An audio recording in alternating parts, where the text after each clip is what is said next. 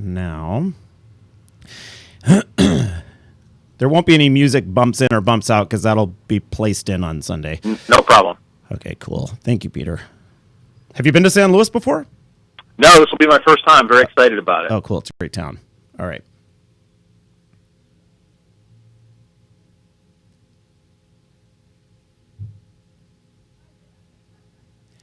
And welcome back to the program, everyone. It is now 8:33 on this Sunday fun day morning. Great to have you with us. Another beautiful day here in California.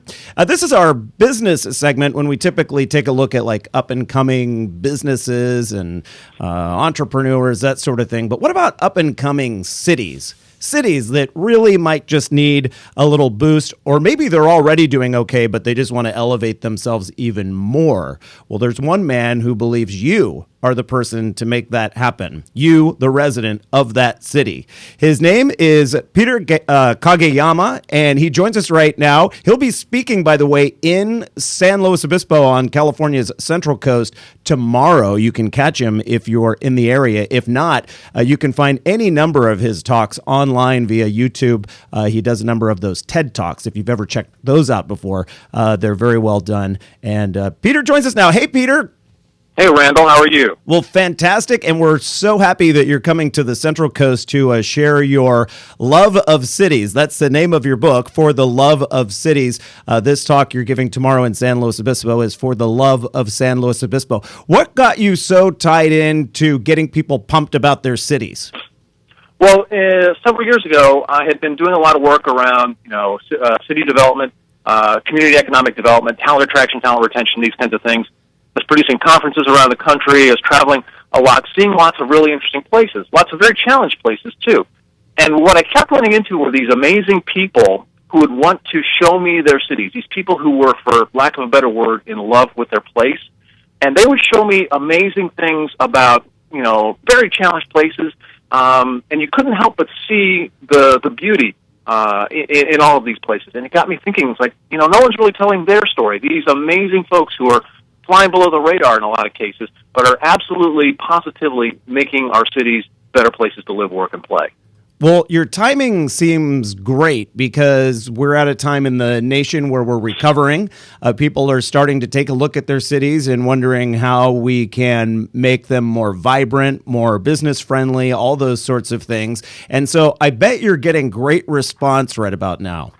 I think it has been a very timely message. When cities are up against it, financially, and they can't do all the stuff that they have traditionally done, now they're looking around going, what the heck are we going to do? Because our citizens expect our cities to keep getting better, even in these tough economic times.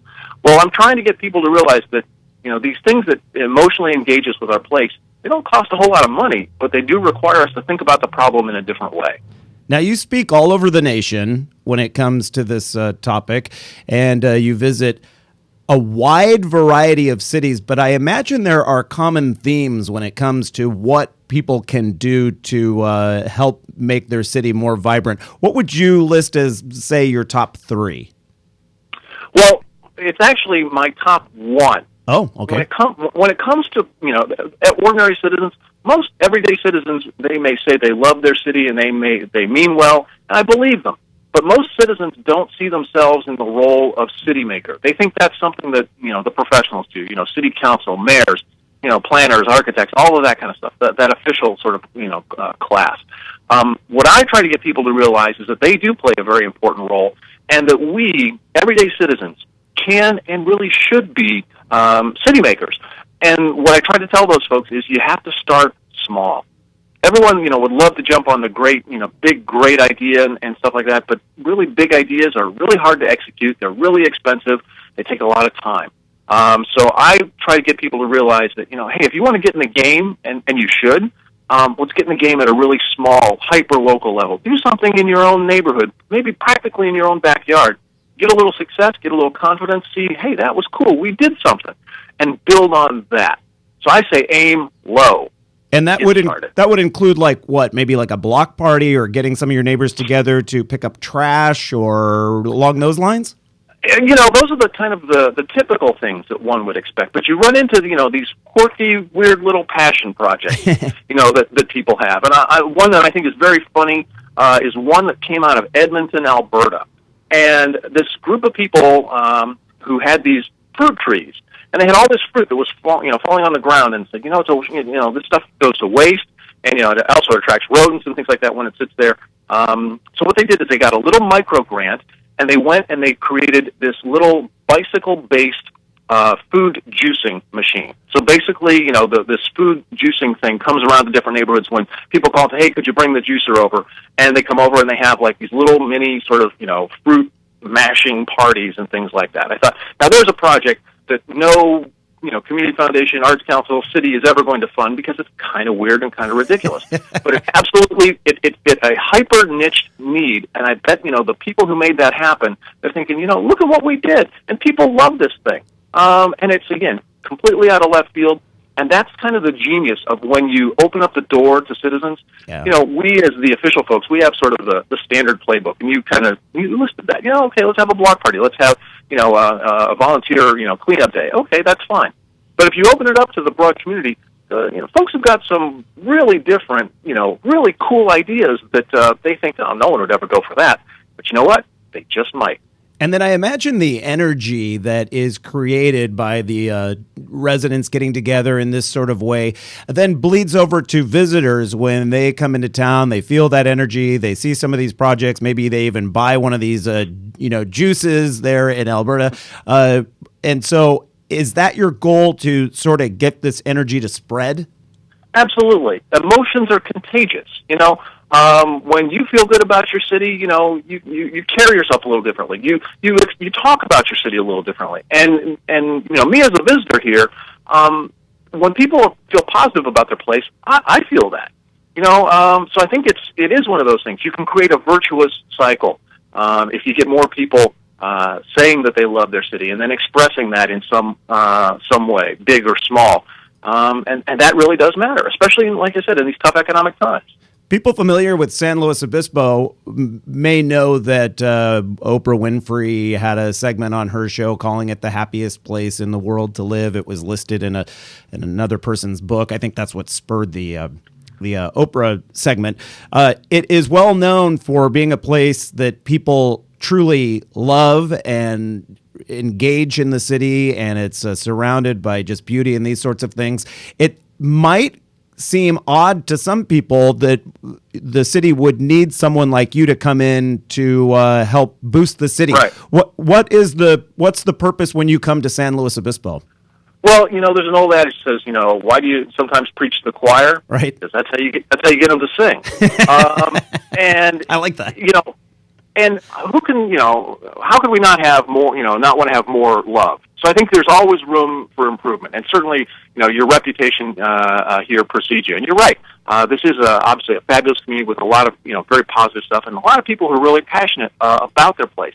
I think, going back to what I was saying before, what I think I can do is not, teach you how to love your city more. That's something you guys have to decide. But I think I can maybe help, show some examples of how to bridge that gap from saying you love your city and sort of sitting on the sidelines thinking, I'm not sure how I fix this or how I engage with the city, into turning those people into saying, oh, okay, here's how other places have done it. Here's some great examples that that Peter showed us of small, cheap, easy, really fun things that people had done that looked like they had a really positive impact on that place. Go, hey, we could do that. So that's what I'm trying to do, is maybe sort of a Pied Piper of ideas, if you will.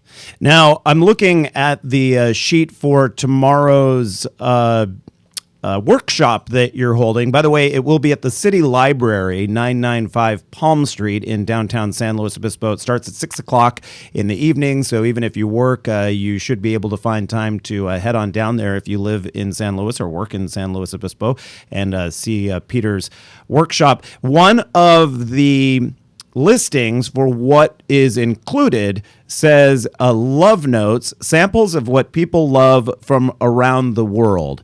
And so what are some examples of love notes included in that list? Sure. Well, I talk about a love note is, I liken it to the handwritten note that goes with the gift. in our everyday sort of lives. Those small little things that have an outsized impact on the way we feel about a gift and about the person. Well, love notes are things that cities can give to citizens, and sometimes citizens give back to their cities. And I use several examples in my talk, and a good one, that probably most people are familiar with, is Millennium Park in Chicago. Well, granted, that whole thing is a big love note, but most people probably know that big silver balloon kind of thing they call the bean. The bean? Well, yeah, I think that's a fantastic example of a love note because it completely doesn't make any sort of logical sense. But when you engage with it, you go up to it, you find your reflection, you touch it, you're interacting with it like a funhouse mirror. You kind of realize that this is something kind of special. And it has a small thing in the grand scheme of Chicago, but clearly has an outsized impact on the way people feel about that. And I talk about farmers markets. Farmers markets are all over North America now, and we tend to think of them as, oh yeah, I really like our farmers market. It's very sweet. But if you actually start really digging into what people love about their places, you'll find that farmers market, and I know yours is on Thursday night, is one of those places that's very special to people. Because that's where they go. They're going to see friends and neighbors. They're going to taste new things. They're going to see new things. They're going to interact with their community in a very special way. And they don't necessarily think of it as how central it is to the way they think and feel about their place. But if they start to examine it, they go, you're right. That's pretty darn important. And that's a great example of a love note. And it's become a local ritual and tradition here in San Luis Obispo, and I know you believe that's important for cities. We have about 30 seconds left. If you could explain other sort of rituals and traditions that you think it's important for cities to take on. Yeah, families have rituals and traditions. We should have the same kind of thing in our cities. I talk of some great examples from around the country, but what makes a ritual and tradition special is the fact that, it's something that is central to our identity. Every place probably has, a holiday parade, but if your holiday parade happens to be in July, that's kind of different. That's kind of special, and that's something that could be unique to your city. And those are the kinds of things we need to bring to the forefront and let people realize this is important. This does make us unique. This does make us special, and this is why I love my city. Peter Kageyama, he will be in San Luis Obispo tomorrow evening at 6 o'clock at the Downtown Library, 995 Palm Street. You can meet him in person if you're in the area. If not, I highly recommend you check out his stuff online or get his book, For the Love of Cities. Peter Kageyama, thank you so much for joining us today. Thank you, Randall.